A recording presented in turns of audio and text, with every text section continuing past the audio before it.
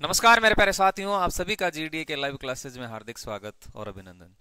दोस्तों, बायोलॉजी हम समाप्त करके आज फिजिक्स की ओर बढ़ रहे हैं और इसके हम टॉपिक पढ़ने वाले हैं। शॉर्ट रिवीजन इनके करेंगे। आ गए क्या सब? दोस्तों, मुश्किल कुछ नहीं इस कयानात में, तू जरा हिम्मत तो कर। मुश्किल कुछ नहीं इस कयानात में, तू जरा हिम्मत तो कर। तेरे हर वो सपने साकार होंगे, तू जरा कोशिश तो कर। बार बार आप कोशिश करें और कोशिश करेंगे तो हार आपकी होगी नहीं। दिख रहा है क्या? ठीक है,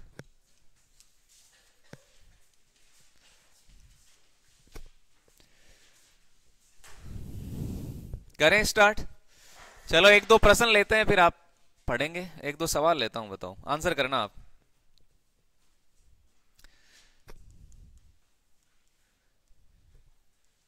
प्रकाश की चाल सबसे पहले किसने बताई थी? प्रकाश की चाल को ज्ञात करने वाला वैज्ञानिक कौन था? किस वैज्ञानिक ने प्रकाश की चाल को ज्ञात किया?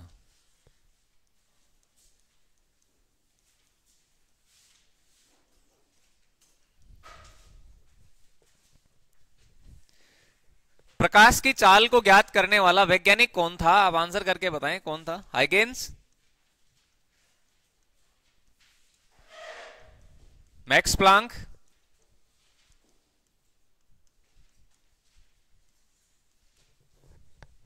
कौन सा वैज्ञानिक था जिसने प्रकाश की चाल को ज्ञात किया था?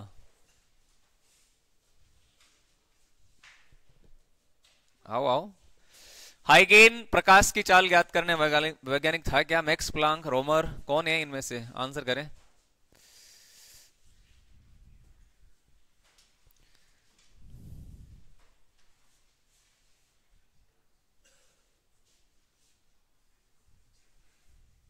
ये लो भैया, प्रकाश की चाल ज्ञात करने वाला वैज्ञानिक कौन है इनमें से?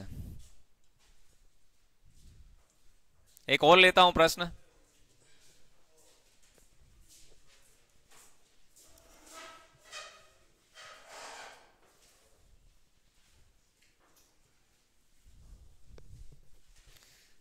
करो आंसर। प्रकाश के वर्ण विक्षेपण की घटना में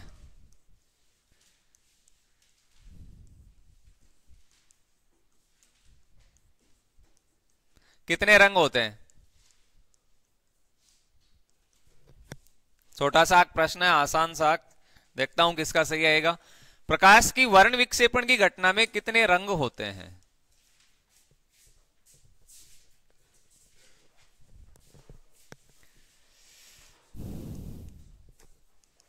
7, 5, 4 या फिर 3? दो ही सवाल लेंगे, फिर अपना टॉपिक हम शुरू करने वाले हैं। बताओ, प्रकाश की वर्ण विक्षेपण की घटना में कुल कितने रंग होते हैं? और पहला प्रश्न है, प्रकाश की चाल को ज्ञात करने वाला वैज्ञानिक कौन था? प्रकाश की चाल को किसने ज्ञात किया था?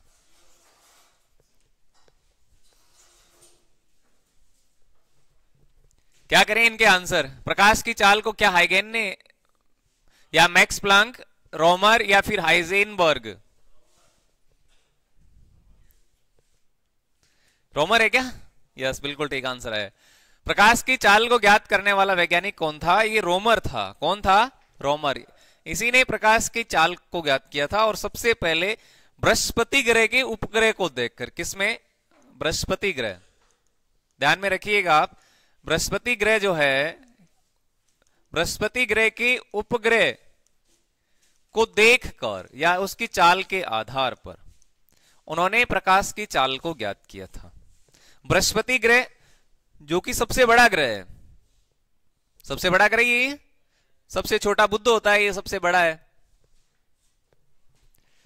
तो इसकी चाल को देखे रोमर ने सबसे पहले प्रकाश की चाल को ज्ञात किया था। मैक्स प्लांक जो है, उसने क्वांटम यांत्रिकी सिद्धांत दी थी, क्वांटम थ्योरी दी थी ना। ये भी आप ध्यान में रखना, क्वांटम यांत्रिकी सिद्धांत। क्वांटम यांत्रिकी सिद्धांत देने वाला वैज्ञानिक कौन था? तो वो आपके था मैक्स प्लांक। और एक और लिखा हुआ है हाइजेनबर्ग, इसने अनिश्चितता का सिद्धांत दिया था। किसका? प्रकाश की अनिश्चितता का सिद्धांत देने वाला वैज्ञानिक यही था। ये लो भैया, अनिश्चितता का सिद्धांत। ओके, तो ये पहला सवाल था, छोटा सा प्रश्न था। प्रकाश की चाल रोमर ने ज्ञात किए और सबसे पहले बृहस्पति ग्रह के उपग्रह के आधार पर उन्होंने ऐसा किया था। और एक देखो छोटा सा प्रश्न और लिया है, प्रकाश की वर्ण विक्षेपण की घटना में कुल कितने रंग होते हैं? ये तो आसान सा प्रश्न है। कुल कितने रंग है इसमें प्रकाश के वर्ण विक्षेपण की घटना में? 7, 5, 4 और 3। इसकी अभी डिटेल चर्चा होगी। तो प्रकाश के वर्ण विक्षेपण की घटना में कुल 7 रंगों का प्रयोग किया जाता है, जो आप विबग्योर के द्वारा आप दर्शाते हैं। अभी आने वाला है ये विबग्योर, पता है ये? हाँ, इंद्रधनुष। प्रकाश की वर्ण विक्षेपण की घटना में कुल कितने रंगों का प्रयोग किया जाता है? तो कुल 7 रंगों का, जो रंग ये रहने वाले विबग्योर। अभी इनको पढ़ने वाले हैं। चलो ठीक है, आगे आप तो सब यस लिख रहे हो, लिख लो, सीधा लिख लो आप। प्रकाश की चाल को ज्ञात करने वाला वैज्ञानिक रोमर है। और इधर ये लिखो, प्रकाश की वर्ण विक्षेपण की घटना में कुल 7 रंगों का प्रयोग होता है। वो भी ध्यान रख लेना, अनिश्चितता का प्रयोग किसने दिया? हाइजेनबर्ग ने। और मैक्स प्लांक ने क्वांटम यांत्रिकी सिद्धांत दिया था। ये क्वांटम यांत्रिकी सिद्धांत है।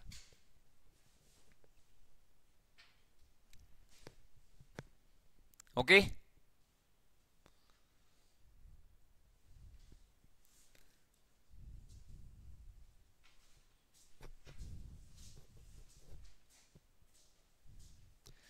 प्रकाश, ये अपना आज का टॉपिक है। इसमें बहुत सारे, सबसे बड़ा टॉपिक है ये लाइट।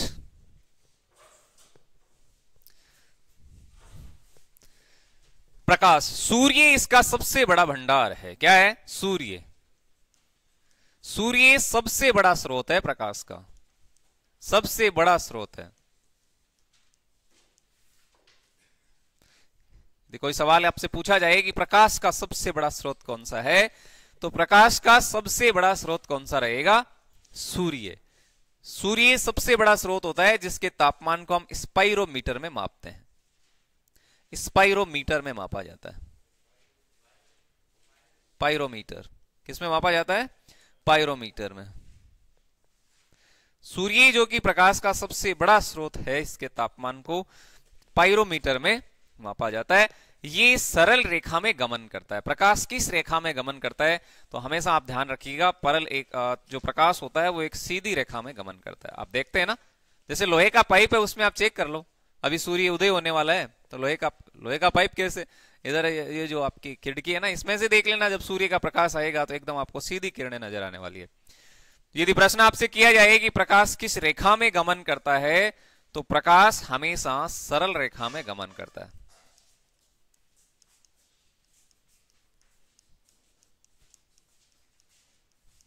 ये लो, प्रकाश किस रेखा में गमन करता है? तो प्रकाश सरल रेखा में गमन करता है। यहां से कुछ एक थ्योरियां थी जो आपको सामने थी। प्रकाश की चाल है वो आपके रोमर वैज्ञानिक ने ज्ञात की। प्रकाश का क्वांटम यांत्रिकी सिद्धांत आपकी मैक्स प्लांक ने दिया। तो कुछ एक थ्योरियां जो है आप वो भी ध्यान में रखना। प्रकाश की चाल को किसने ज्ञात किया? तो प्रकाश की चाल है वो आपके सबसे पहले रोमर ने ज्ञात की थी। किसने? रोमर ने। बृहस्पति ग्रह के उपग्रह के आधार पर। बृहस्पति ग्रह के उपग्रह के आधार पर।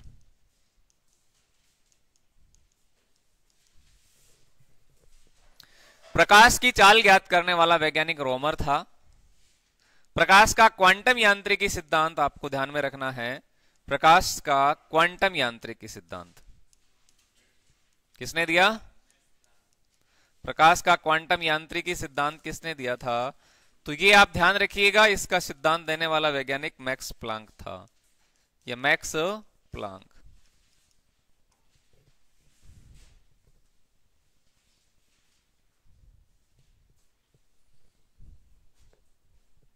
प्रकाश किस रेखा में गमन करता है? तो प्रकाश हमेशा सरल रेखा में गमन करता है। सूर्य प्रकाश का सबसे बड़ा स्रोत है। सूर्य विभिन्न प्रकार की गैसों का मिश्रण है। उसमें सबसे अधिक मात्रा में कौन सी गैस होती है? उसके बाद में सूर्य जो गैसों का भंडार है, इसमें विभिन्न प्रकार की गैसें पाई जाती है सूर्य में। ये सूर्य आपका ध्यान में रखना, सूर्य है वो आपके सबसे बड़ा ऊर्जा का स्रोत भी होता है। और इसमें हाइड्रोजन सबसे अधिक मात्रा में होती है, लगभग 70% से ज्यादा। और इसके अलावा ये हीलियम जैसी गैसों से भी बना हुआ है। ये हाइड्रोजन है, हाइड्रोजन, और एक क्या है, हीलियम। ये लो, सूर्य में सर्वाधिक हाइड्रोजन गैस उपस्थित होती है, ये हाइड्रोजन गैस, ठीक है भैया। और हीलियम गैस भी है, हीलियम जो कि अक्रिय गैस है। ये सवाल आपसे पूछा जाता है बार बार, नोबल गैस, नोबल गैस कौन सी होती है, नोबल गैस ध्यान में है ना आपको, नोबल गैस कौन सी है, नोबल गैस कौन कौन सी होती है रे? इसको अक्रिय गैस भी तो बोलते हैं, अक्रिय गैस।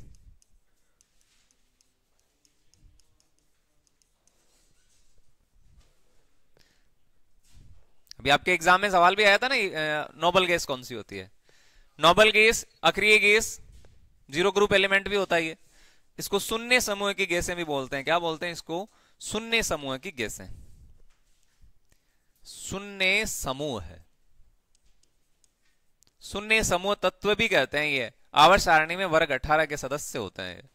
तो आपको बताना है कि ये कौन कौन सी गैसें हैं जो नोबल गैस की श्रेणी में आती है। एक तो हीलियम होगी, कौन कौन सी है ध्यान में रखना है आपको यहां से। एक तो हीलियम है,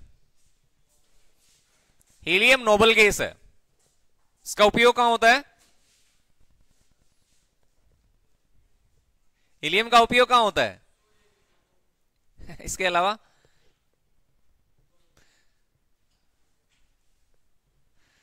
गुब्बारों में हीलियम गैस ही भरी जाती है। कहां? गुब्बारों में। हीलियम के अलावा नियोन है, आप नोट कर लेना, ये नियोन है। इसके अलावा आपके आर्गन होती है, क्रिप्टॉन भी है, जिनोन भी है, और एक आपके रेडॉन भी है। तो ये 6 प्रकार की गैसें हैं जो नोबल गैस कहलाती है। ये प्रश्न आपके सामने कभी भी पूछा जा सकता है, नोबल गैस कौन सी है? तो नोबल गैस हीलियम, नियोन, नीचे लिखना है क्या? पता नहीं है, लिख देता हूं, लो। ये तो आपके कहलाएगी हीलियम, इसको हीलियम बोला जाता है, हीलियम है, जिसका उपयोग गुब्बारों में किया जाता है। ये गुब्बारे फुलाने में, है ना, हीलियम गैस का प्रयोग किया जाता है। नियोन, ये भी अक्रिय गैस है, इसका मतलब है नियोन। ये बल्ब में यूज होती है आपकी, बल्ब में।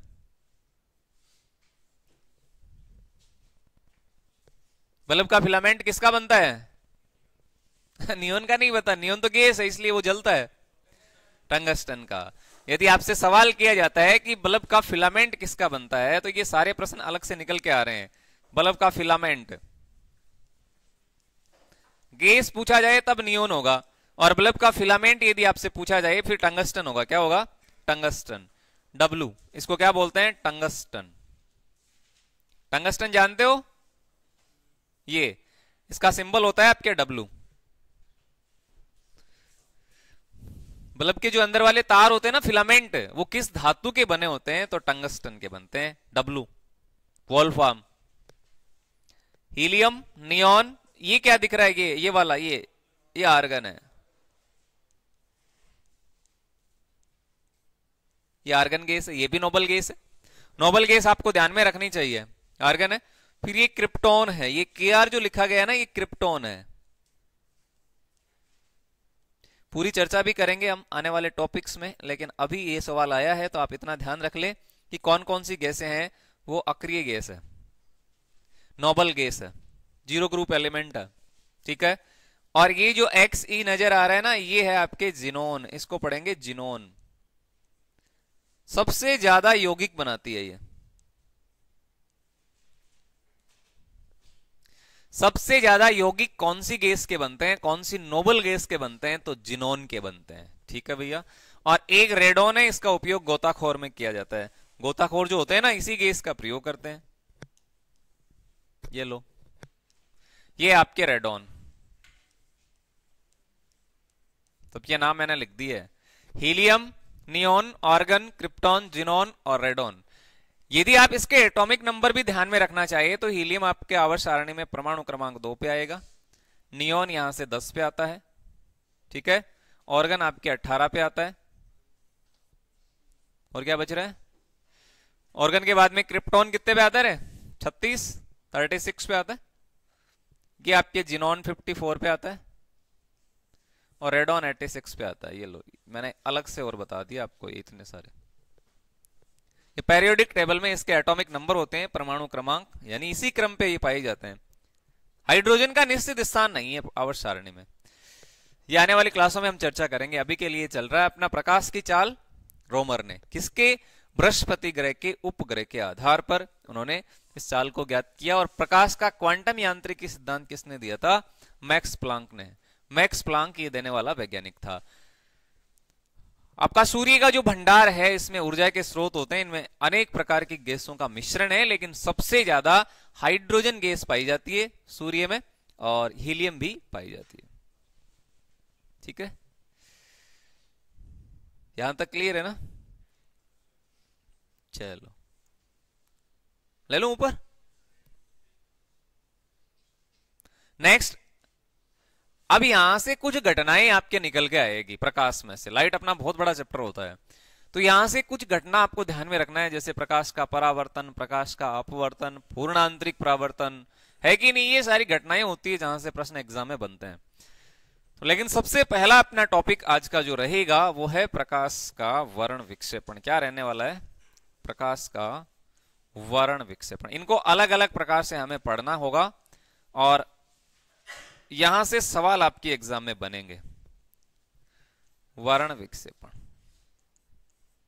ये पहला टॉपिक आप लगा सकते हैं अपनी कॉपी में। प्रकाश का वर्ण विक्षेपण, ये लो।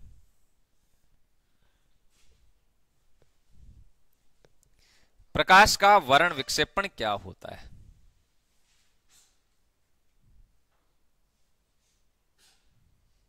चलो भैया, क्या होता है प्रकाश का वर्ण विक्षेपण?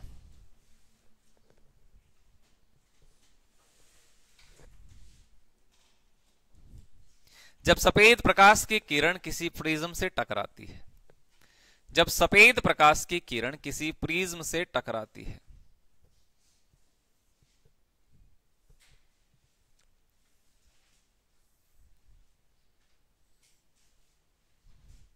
ठीक है, जब सफेद प्रकाश की किरण, ये सफेद प्रकाश की किरण है, इसको मैं लिख सकता हूं, ये श्वेत प्रकाश की किरण है। क्या है? श्वेत प्रकाश की किरण।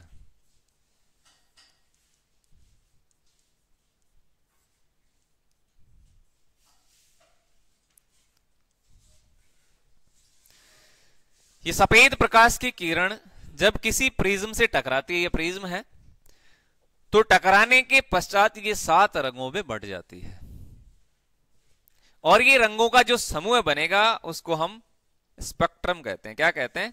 स्पेक्ट्रम, जो कि सबसे पहले आपके न्यूटन नामक वैज्ञानिक ने दिया था। किसने दिया था? न्यूटन ने। यहां से बहुत सारे प्रश्न बनने वाले। तो यहां से जो रंगों का क्रम होगा वो कौन कौन सा रहेगा? एक तो आएगा V, फिर I आएगा, फिर B आएगा, फिर G आने वाला है, फिर Y, फिर O आएगा और एक R आएगा। ठीक है, जब सूर्य के प्रकाश की किरण किसी प्रिज्म से टकराती है तो टकराने के पश्चात वो 7 रंगों में बंट जाती है। प्रकाश की इस घटना को वर्ण विक्षेपण कहा जाता है। क्या कहते हैं? प्रकाश की इस घटना को वर्ण विक्षेपण कहा जाता है। यहां से आपके रंगों का क्रम निकल के आएगा और ये एग्जाम में पूछा गया प्रश्न है, बहुत बार एग्जाम में पूछा गया है, बहुत बार पूछा गया है, एक बार नहीं अनेक बार यहां से सवाल आपको देखने को मिलते हैं। ये रंगों का जो क्रम आप देख रहे हैं इसको स्पेक्ट्रम बोला जाता है। क्या बोलते हैं? स्पेक्ट्रम। यहां से 2 कोण भी बनेंगे, डेल्टा R और डेल्टा V, जिसको हम विचलन कोण कहते हैं। तो प्रश्न ये भी एग्जाम में आता है कि सबसे ज्यादा विचलन कोण किसका होता है, सबसे कम विचलन कोण किसका होता है, कौन से रंग की तरंग दैर्ध्य सबसे ज्यादा होती है, कौन से रंग की तरंग दैर्ध्य सबसे कम होती है। ऐसे प्रश्न यहां से आपको देखने को मिलेंगे। तो यहां से जो रंगों का क्रम आपके निकल के आएगा वो V, I, B, G, Y और R, ये रंगों का क्रम है आपके। ये सफेद प्रकाश की किरण यहां से गुजर रही है और गुजरने के पश्चात प्रिज्म से टकरा रही है और टकराने के बाद में ये 7 रंगों में बंट जाती है। रंगों का ये समूह आपके स्पेक्ट्रम कहलाएगा। क्या कहलाएगा? स्पेक्ट्रम कहलाएगा। मैं नीचे इस बात को लिख देता हूं ताकि आपके लिए अच्छा हो जाए। पूरी लाइन को मैं नोट कर रहा हूं, आप भी नोट कर लेना। ये लो, जब सूर्य के प्रकाश की किरण, जब सूर्य के प्रकाश की किरण, श्वेत प्रकाश की किरण है, किसी प्रिज्म से टकराती है, किसी प्रिज्म से टकराती है,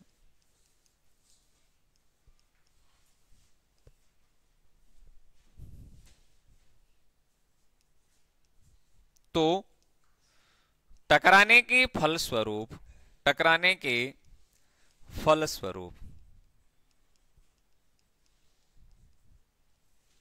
7 रंगों में बंट जाती है। 7 रंगों में, 7 रंगों में विभाजित हो जाती है।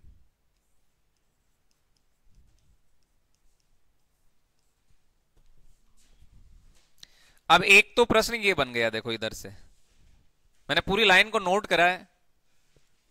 जब सूर्य के प्रकाश की किरण किसी प्रिज्म से टकराती है तो टकराने के बाद में ये 7 रंगों में बंट जाती है और रंगों का ये समूह आपके स्पेक्ट्रम कहलाता है। क्या कहलाता है? स्पेक्ट्रम। पहला प्रश्न क्या बना? पहला प्रश्न ये बनता है यहां से, सूर्य के प्रकाश की किरण प्रिज्म से टकराने के बाद में कितने रंगों में बंट जाती है? तो 7 रंगों में। ये इंपॉर्टेंट क्वेश्चन बन गया है। ऐसे ही प्रश्न बनेंगे, कितने रंगों में बंटी गए? तो 7 रंगों में। अच्छा, रंगों का ये समूह क्या कहलाएगा? मैं लिख देता हूं, हर बात को मैं नोट कर रहा हूं। रंगों का ये समूह है, रंगों का ये समूह क्या कहलाएगा? तो रंगों का ये समूह स्पेक्ट्रम कहलाता है। क्या कहलाता है? स्पेक्ट्रम। 2 प्रश्न बने यहां से। पहला प्रश्न तो बनता है कितने रंग होते हैं, और दूसरा प्रश्न ये बन गया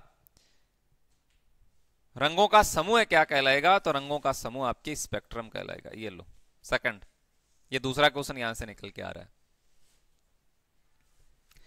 तीसरा सवाल आपके सामने ये आएगा, इधर से ये प्रश्न आपसे पूछा जाएगा कि रंगों का क्रम कौन सा है। इसको आपको क्रम से ध्यान में रखना है। रंगों का क्रम, ये रंगों का क्रम आपको ध्यान में रखना होगा। इसको एज इट इज आप याद करना है। विबग्योर, इसको 2-3 तरीके से आप याद कर सकते हैं। रंगों का क्रम जो है, एक तो इंग्लिश की शब्दावली के अनुसार आप याद कर सकते हैं, अंग्रेजी के क्रम से। रंगों का क्रम विबग्योर कहलाता है। VIBGYO और R, ये रंगों का क्रम रहने वाला है। अब यहां से आपके सामने प्रश्न आएंगे, खूब सारे आने वाले हैं।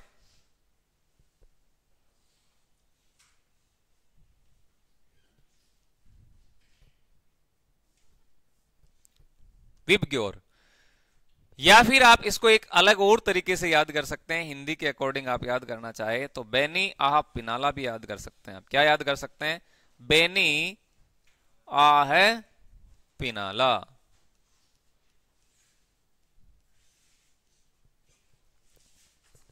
बेनी आह पिनाला, या फिर आप याद कर सकते हैं विबग्योर। जो आपकी इच्छा है वो याद कर लेना। या फिर इसको हम बेजानी है पिनाला भी पढ़ते हैं। क्या पढ़ते हैं? बेजानी है पिनाला। आजकल ये चल रहा है आपके, बेजानी है पिनाला। विबग्योर या फिर बेनी आह पिनाला। अब इसका मतलब क्या है देख तो मैं लिख देता हूं, जिसको नहीं पता वो नोट भी कर सकते हैं। वी का मतलब होगा वॉयलेट। क्या होगा? वॉयलेट। ये वी वॉयलेट होता है, ये वॉयलेट कलर है, इसलिए इसको हम पढ़ेंगे बैंगनी रंग। ये देखो, ये बैंगनी हो गया, बैंगनी है ना ये। और बताओ, बैंगनी। ये क्या है? जामुनी। यहां से इंडिगो आएगा, इंडिगो का अर्थ होता है नील, जामुनी है। ओके, ये आपसे क्या निकल के आ रहा है? आसमानी। क्या है भैया? आसमानी,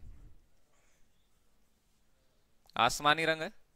ये जो आप देख रहे हैं ये हरा रंग होगा, हरा, ये फिर पीला होगा,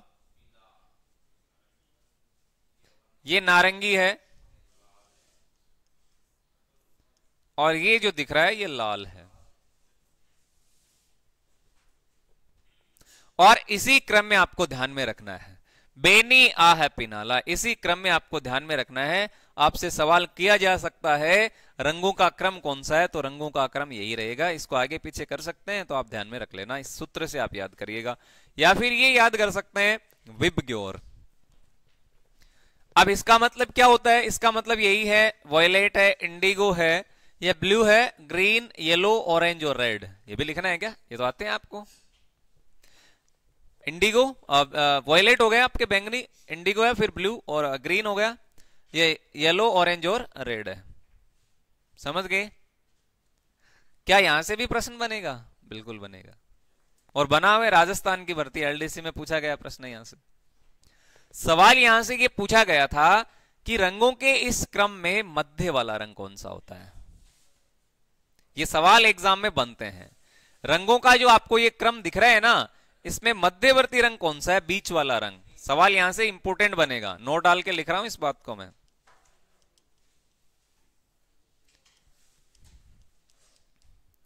रंगों के इस क्रम में, रंगों के इस क्रम में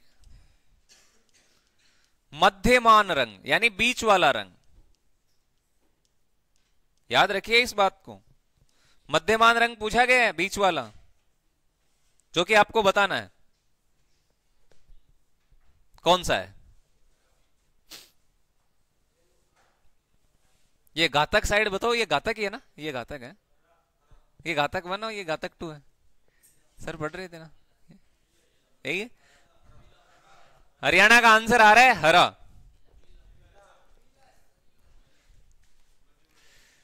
रंगों के इस क्रम में आपको बीच वाला रंग बताना है, और हरियाणा हमारे सामने बैठे हैं, इनका आंसर आ रहा है हरा, जो कि बिल्कुल सही है।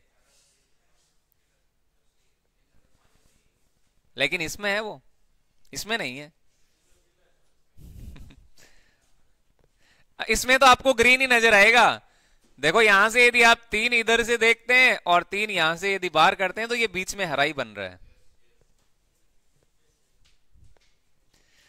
और ज्यादातर का आंसर भी यही आता है, हरा रंग है, लेकिन होता ऐसा नहीं। रंगों के इस क्रम में मध्यमान रंग आपके पीला होगा। क्या होगा? पीला। इसको ध्यान में रखना। अब आपका प्रश्न ये होगा कि ये पीला क्यों, ये तो ये ग्रीन ही दिख रहा है इधर तो।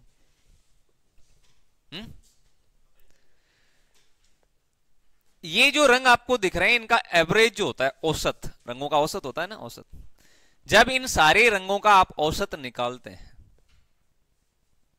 अब रंगों का औसत कैसे निकालते हैं, इन सब का रंग औसत लेंगे और बीच में इनका जो आपके क्या है, कितनी संख्या, 1 2 3 4 5 6 7, 7 का यदि आप भाग लगाओगे इन रंगों में, तो इनका जो औसत निकल के आएगा वो आपके पीले रंग के बराबर आता है। लगभग पीले रंग का जो औसत होता है उसके बराबर आता है। इसीलिए बीच वाला रंग कौन सा है? पीला। क्लियर बात है? अब आप हरा मत कर देना, अन्यथा गलत हो जाएगा। रंगों का जो समूह होगा उसको हम क्या पढ़ेंगे भैया? रंगों का समूह क्या कहलाता है? स्पेक्ट्रम। रंगों का समूह क्या कहलाता है? स्पेक्ट्रम कहलाता है। ये जो आप रंग देख रहे हैं ना, ये वाला, ये कहलाएगा स्पेक्ट्रम। स्पेक्ट्रम कहलाएगा। और स्पेक्ट्रम की इस घटना को सबसे पहले किसने बताया था? न्यूटन ने। 66 में बताया। मैं नीचे इस बात को लिख रहा हूं, आप ध्यान रखिएगा। स्पेक्ट्रम कहलाता है, और स्पेक्ट्रम की घटना को सबसे पहले बताने वाला वैज्ञानिक था वो न्यूटन था। ये लो, स्पेक्ट्रम की घटना, स्पेक्ट्रम का समूह है, सबसे पहले न्यूटन ने बताया था। सबसे पहले किसने बताया? न्यूटन ने।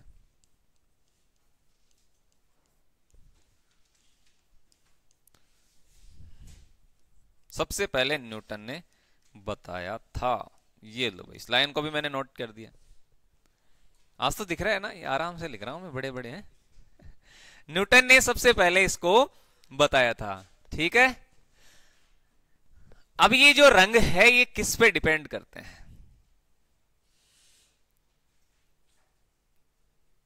ये रंग निर्भर किस पर करते हैं? ये जो रंग निकल के आ रहे हैं आपके विबग्यो और ये सारे के सारे रंग है वो किस पे निर्भर करते हैं? ये आपके एग्जाम की दृष्टि से सबसे इंपॉर्टेंट होगा। बताओ, किसी का भी आंसर आया नहीं? अच्छा, इंद्रधनुष पे निर्भर करता है। आगे आंसर बोलो, किसका है? गौरव का आंसर है इंद्रधनुष। किस पे निर्भर करता है ये? तरंग दैर्ध्य पर। किस पे? तरंग दैर्ध्य पर। रंग जो है यह याद रखना, ये तरंग दैर्ध्य पर निर्भर करता है। रंग की निर्भरता में लिख रहा हूं, इसको याद कर लेना। मैंने क्वेश्चन के रूप में बना बना के लिखे हैं सारे। रंग की निर्भरता तरंग दैर्ध्य पे करती है। तरंग दैर्ध्य, तरंग दैर्ध्य, ये लो, जिसको हम लेमडा कहते हैं। क्या बोलते हैं? लेमडा। हाँ, ठीक है। और इसका जो यूनिट होता है इसकी तरंग दैर्ध्य का मात्रक क्या होता है?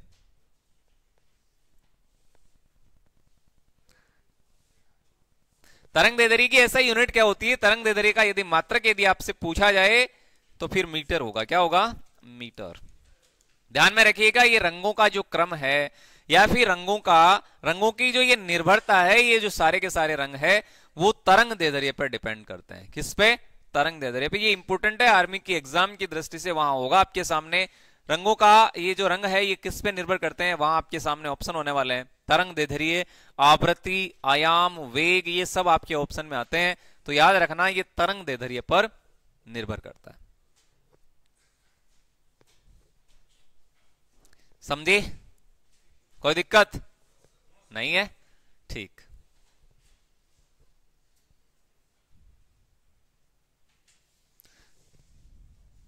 कुछ एक प्रश्न मैं आपके सामने लिख रहा हूं, थोड़ा वापस चेक कर लेते हैं। आप देखो, यहां से क्वेश्चन और बना रहा हूं मैं, आपके सामने है, वो आप आंसर करना।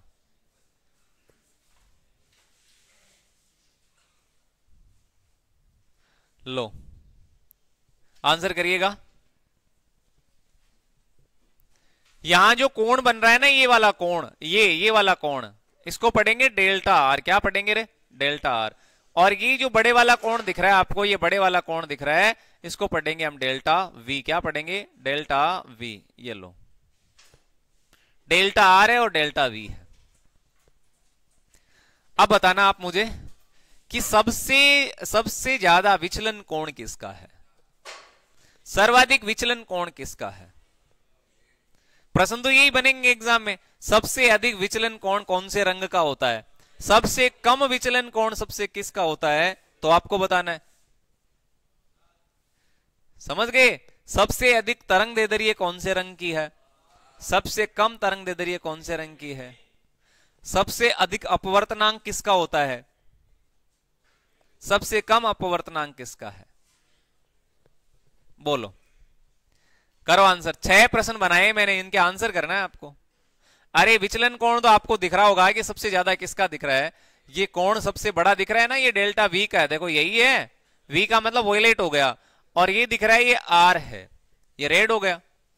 तो यदि रंगों से यदि प्रश्न पूछा जाए तो आपका आंसर है वो लगभग बैंगनी और लाल की तरफ जाएगा, और बीच वाला जो रंग है वो आपके पीला होगा। समझ गए? चलो अब वो प्रश्न लिख देता हूं मैं, आप ध्यान में रख लेना।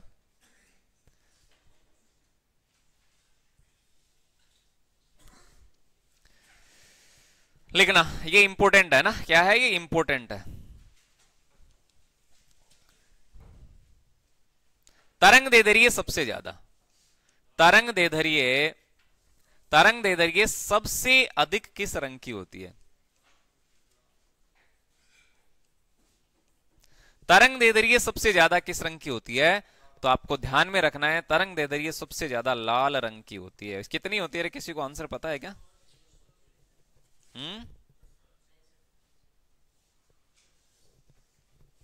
लाल रंग की तरंग दैर्ध्य सबसे ज्यादा होती है। ये इंपॉर्टेंट सवाल बना है। तरंग दैर्ध्य सबसे अधिक किसकी है? तो लाल रंग की। और यहीं से एक सवाल निकल के आता है, खतरे के निशान लाल रंग के क्यों बनाए जाते हैं?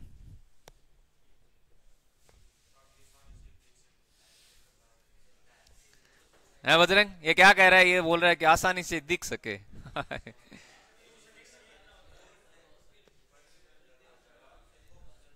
फोकस ज्यादा हो सके। शादी और ब्याह होते हैं ना जब, तो बारात में जाते हैं बहुत सारे लोग, जाते हैं ना, दुल्हा बन के जाता है। हाँ, तो उसी तभी तो बारात जाएगी। तो दुल्हा जाता है, बारात जाती है, और वहां उधर दुल्हन होती है। तो वहां कोई किसी को देखता नहीं है, जब दुल्हन आती है ना तो सबकी नजर जाती है उस तरफ। कारण क्या है उसका? अच्छा, उनके कपड़ों का रंग कैसा होता है? लाल।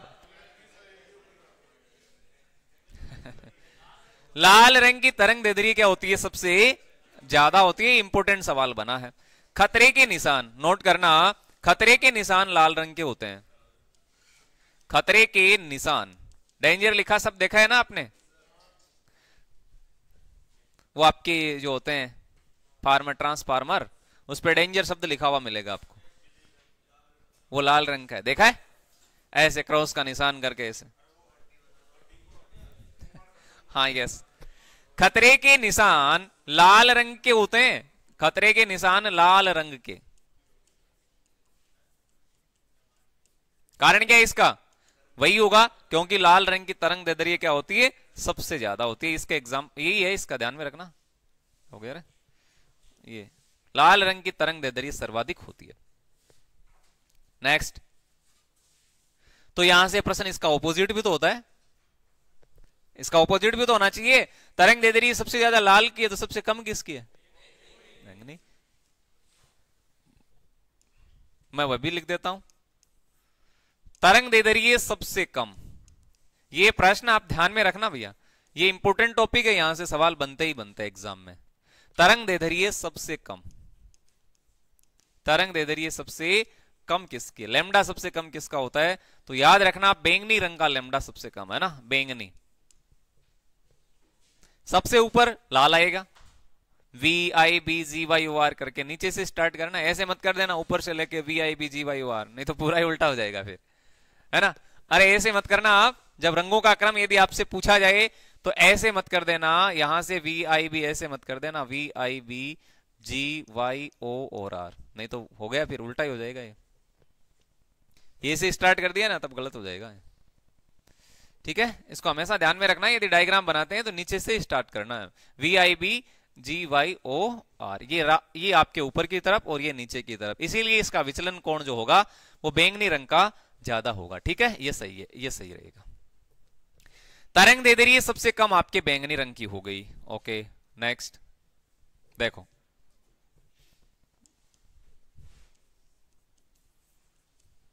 अब आएगा विचलन कोण सबसे ज्यादा किसका है? तो डायग्राम में आपने देखा अभी, डेल्टा आर ऊपर है, डेल्टा वी नीचे है, तो इनके बीच का जो कोण सबसे बड़ा था वो आपके बैंगनी रंग का था।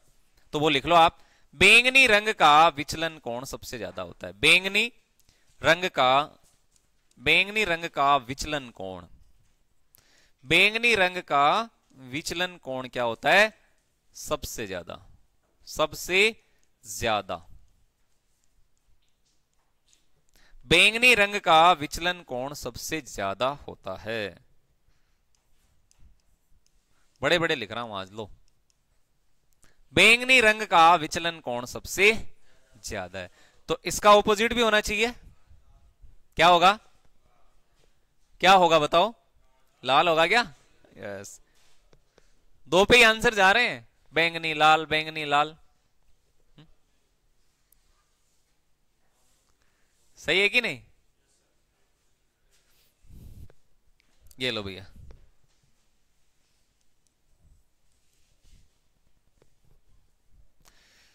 तो बैंगनी रंग का, बैंगनी रंग का विचलन कोण लाल रंग का, क्या लिखना है? लाल रंग। इधर क्या लिखना है भैया? लाल रंग। बैंगनी तो हो गया, ये लाल है अब। लाल, लाल रंग का विचलन कोण क्या होगा? सबसे कम। दो प्रश्न यहां से निकल के आ रहे हैं। इसको तो आप डायरेक्ट याद भी कर सकते हैं, एमटीआर कर लेना इनको है? विचलन कोण ये सबसे कम किसका है, और विचलन कोण सबसे, एक तो ज्यादा है एक कम है, ध्यान में रखना है।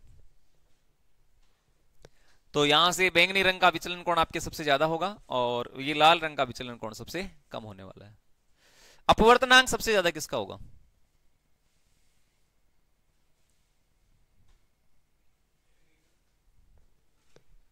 तरंग दैर्ध्य सबसे ज्यादा किसकी? लाल की है ना, तो अपवर्तनांक क्या कम हो गया भाई, विचलन कोण इसका ज्यादा है। अपवर्तनांक, यदि आपसे सवाल किया जाए कि अपवर्तनांक सबसे कम किसका है, फिर क्या होगा रे? अपवर्तनांक, यस, अपवर्तनांक सबसे कम यदि आपसे पूछा जाए सबसे कम, तो आप बता देंगे लाल।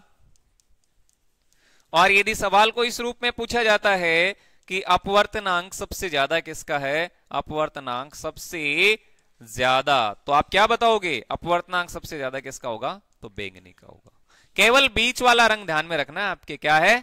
पीला है। बाकी आपके जो आंसर आ रहे हैं सारे के सारे बैंगनी और लाल से निकल के आ रहे हैं। तो ये रंग है इंपोर्टेंट, कभी भी आपके सामने प्रश्न यहां से पूछा जा सकता है। ये विचलन कोण ये इंपोर्टेंट है।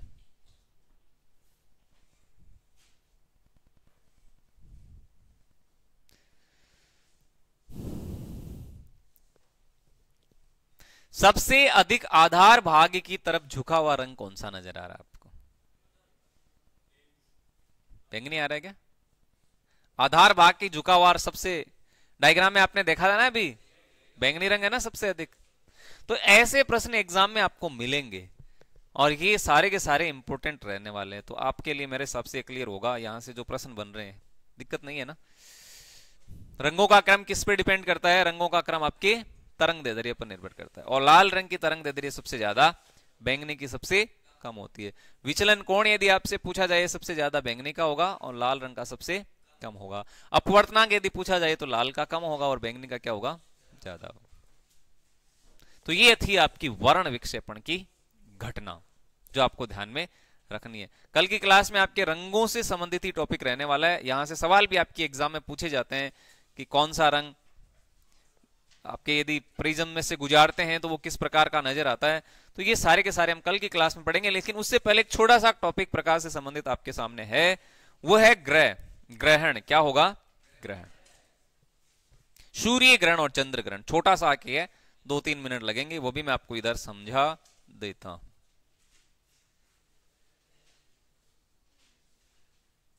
लो नेक्स्ट, सूर्य ग्रहण, और एक क्या होता है रे? एक होता है आपके चंद्र ग्रहण।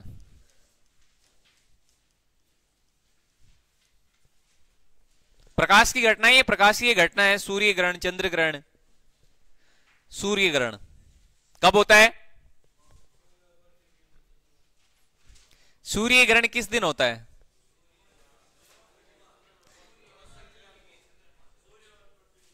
नहीं नहीं, किस दिन होता है ये पूछा है मैंने। अमावस्या के दिन। और चंद्र ग्रहण कब होता है? पूर्णिमा के दिन। चंद्र ग्रहण पूर्णिमा के दिन होता है, ये अमावस्या के दिन होता है। यही तो होता है या नहीं होता? अरे सूर्य ग्रहण किस दिन होता है? अमावस्या के दिन। और अमावस्या वो है जिसको हम मजदूर दिवस के रूप में मनाते हैं। अमावस्या को मजदूर दिवस के रूप में भी मनाया जाता है, और ये प्रश्न भी पूछा गया है, अमावस्या मजदूर दिवस किस रूप में मनाया जाता है? अमावस्या के दिन। राजस्थान पुलिस के पेपर में पूछा गया प्रश्न है। और चंद्र ग्रहण की घटना है, ये आप ध्यान में रखिएगा, चंद्र ग्रहण की जो घटना है ये आपके पूर्णिमा के दिन मनाई जाती है। पूर्णिमा के दिन होता है चंद्र ग्रहण। लेकिन ये होते कैसे हैं? सूर्य ग्रहण कब होता है और चंद्र ग्रहण कब होता है? कैसी ऐसी घटनाएं घटित होने से ये आपके होता है? सूर्य ग्रहण कब होगा? जब क्या? ये लो, एक तो हो गया समी है ना ये, समी, समी ध्यान में रखना, एक तो समी, इधर तो समी है और इधर क्या है, इधर सेम है, ये लो इधर सेम है, दो बहन और भाई है, समी और सेम। समी का अर्थ एस एम ई है, वो नहीं एस एच ए एम आई समी, वो अपना भारत का बॉलर है, वो नहीं, ये इधर सीधा समी, और इधर है सेम। नहीं कहीं तो ऐसे बनाने लग जाएंगे, समी बोल दिया एस एच ए एम, कहां बनाओगे, उसमें कुछ आएगा ही नहीं। समी है ये, समी। अब इसका मतलब क्या हुआ, देखो इसका मतलब ये होगा, एस का मतलब क्या होगा, सन, सन हो गया, एस यू एन, सन मतलब सूरज, S O N, S O N तो वो बेटा होता है ये आपके मून है, एम डबल ओ एन जो मून होता है, मून चंद्रमा, और ये ई का मतलब है अर्थ, इसका मतलब होगा आपके पृथ्वी। ये लो, अब आपके समझ में आ गया होगा या नहीं आया, क्या आया, क्या समझ में आया बताओ। यदि आप इसको लिखना चाहते हैं कि कैसे लिखेंगे तो आपको कंफ्यूज हो जाएगा। ऐसे यदि आप लिख रहे हैं जब सूर्य और पृथ्वी के बीच में चंद्रमा आता है? या फिर जब चंद्रमा सूर्य और पृथ्वी के बीच में आता है। यदि लैंग्वेज में यदि आप लिख रहे हैं तो याद करना थोड़ा कठिन होगा, लेकिन इस आप डायग्राम से आप तुरंत पहचान पाओगे। ये सूर्य समी याद कर लेना, सूर्य और पृथ्वी के बीच में क्या आ जाए, चंद्रमा। अब ये तो आप जानते ही है ना, सन मून और अर्थ, ये तो जानते हैं। अब ये भी नहीं जानते तो मैं हिंदी में लिख देता हूं। ये लो, ये सूर्य है, ये आपका चंद्रमा है, और ये क्या आपका पृथ्वी है। ये लो भैया, अब क्या बोलोगे, सूर्य और पृथ्वी के बीच में क्या आ जाए, चंद्रमा आ जाए। यदि सूर्य और पृथ्वी के बीच में चंद्रमा आ रहा है तो ऐसी घटना आपके सूर्य ग्रहण कहलाएगी। क्या कहलाएगी, सूर्य ग्रहण। मैं लिख देता हूं, ये सारी की सारी जो है ना बातें, ये सूर्य ग्रहण कहलाएगी। ये लो,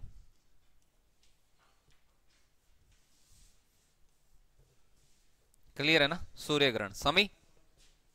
और दूसरा क्या है, सेम, ये है आपके चंद्र ग्रहण, ये चंद्र ग्रहण है। अब समी है तो इधर सेम भी बना लो आप, एस ई एम बनेगा, ये S E M, S E M, same बन गया। वो समी था और ये सेम है। अब इसका कैसे बनाओगे, सेम का,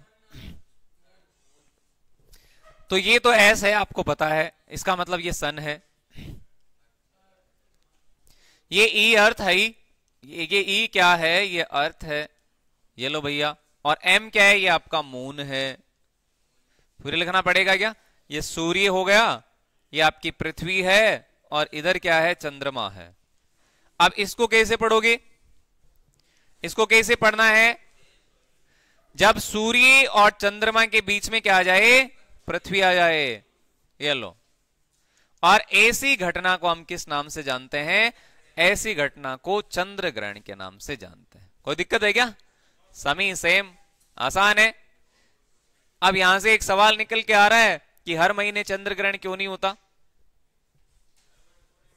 हर महीने चंद्र ग्रहण क्यों नहीं होता, हर महीने चंद्र ग्रहण क्यों नहीं होता, हर महीने चंद्र ग्रहण नहीं होता। क्यों भाई, क्योंकि ये पृथ्वी के कक्ष तल के साथ में कितने डिग्री का कोण बनाता है, 5 डिग्री का। ये बात लिख लेना, क्योंकि ये पृथ्वी के कक्ष तल के साथ 5 डिग्री का कोण बनाता है, इसलिए नहीं होता।